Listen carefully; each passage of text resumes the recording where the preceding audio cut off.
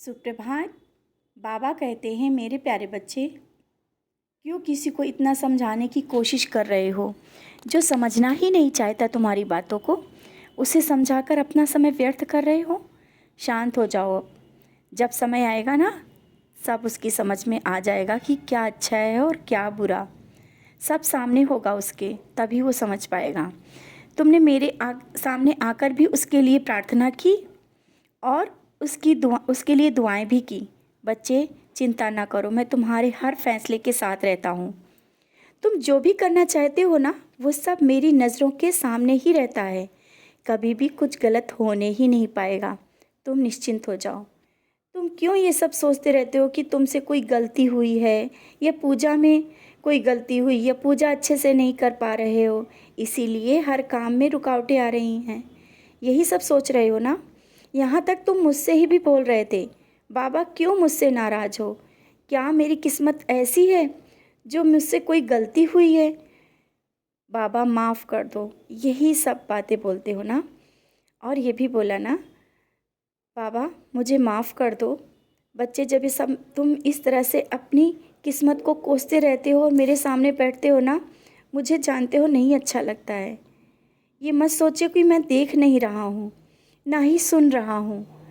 बच्चे, मैं तुम्हारे घर में जीवित स्वरूप में विराजमान हूँ। क्यों भूल जाते हो? मैंने कई बार बोला मैं तुम्हारे घर में विराजमान हूँ, और आज मैं तुमसे कहना चाहता हूँ।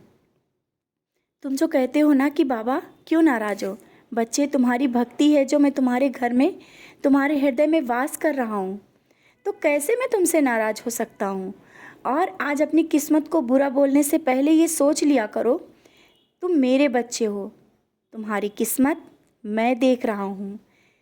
मेरे बच्चों की किस्मत कभी खराब हो ही नहीं सकती, ये हमेशा याद रखना। बहुत अच्छी है तुम्हारी किस्मत, तभी तो तुम मुझे इतना प्यार कर पाते हो। और जो अभी कुछ सही नहीं हो रहा है ना, सब रखो, मैं धीरे धीरे सब ठीक कर रहा हूँ। जिस लक्ष्य को सामने रखकर इतनी मेहनत कर रहे हो ना, उसमें सफलता अवश्य मिलेगी, ये मेरा वादा है। बस तुम कर्म करने से पीछे मत हटना। जानता हूँ तुम थक जाते हो, लेकिन अभी किया हुआ कठिन परिश्रम आगे तुम्हें आराम से जीवन जीने का बहुत अच्छा अवसर देगा। आप समझ गए हो ना? कर्म करते चलो, फल अवश्य मिलेगा। तुम मन को शांत रखा करो, क्रोध से और इधर उधर की बातों को अपने मन से दूर रखा करो, तभी तो तुम आगे कुछ कर पाओगे। और अपने लक्ष्य को ध्यान में रखो, आगे बढ़ते जाओ।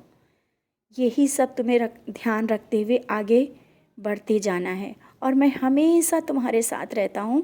मैंने पहले भी कहा है और हमेशा कहता हूँ,